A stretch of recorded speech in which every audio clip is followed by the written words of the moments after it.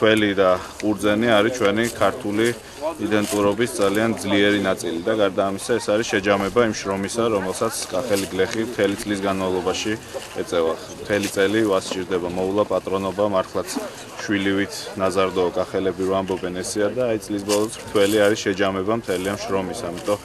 ძალიან მნიშვნელოვანია ის, რომ მთელი ჩატარდეს ნორმალურად. ეს არ არის მხოლოდ მოსავლის აღება, მთელი კახეთისთვის და საქართველოსთვის არის ესეთი სიმბოლური მოვლენა, რომელიც აჯამებს მთელი წლის მუშაობას ჩვენი გლეხების. ამიტომ ძალიან მნიშვნელოვანია, რომ ეს ჩატარდეს ნორმალურად და მართლაც ბოლო რამდენიმე წლის მანძილზე ჩვენ შევძელით გადაგვეჭრა იმ პრობლემების უმრავლესობა, რაც აწუხებდათ გლეხებს. ანუ ქარხნები მუშაობენ სტაბილურად, ჩაბარება ხდება სტაბილურად, აღარ არსებობს რიგები, არის გარანტირებული თანხის აღება, იცით რომ სახელმწიფო აფინანსებს და სუბსიდირებას ახდენს და გლეხები ყველა ჩაბარებულ კილოგრამზე სახელმწიფოსგან დამატებით იღებენ კიდევ თანხას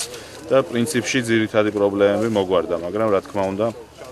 ჩვენ მაგიტომაც ჰქონდა დღეს შეხვედრა სოფლის მეურნეობის მინისტრთან, გუბერნატორთან, რომ კიდევ ფიქრობთ, როგორ გავაკეთოთ გაისისთვის უკეთესად, ისე რომ გლეხსაც მეტი შემოსავალი დარჩეს, უფრო ორგანიზებულიც იყოს მთელი და უფრო მეტადაც განვითარდეს ჩვენში მევენახეობა, იმიტომ რომ ვენახი ღვინო, ეს არის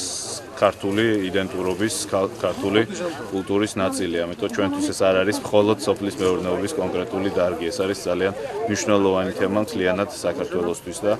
ქართული ხასიათისთვის, ქართული სულისთვის. ამიტომ ეს არის საერთოდ ჩემი მეთოდი არაფერი არ მაქვს, უბრალოდ კიდევ მეორე ძალიან მიყვარს თველში ყოფნა, ძალიან მიყვარს როცა ვახერხებ ხოლმე ყოველთვის ვცდილობ რომ აუცილებლად თველში ჩამოვიდე და წელიწადში ერთი დღე მაინც ვიყო უფრო ახლოს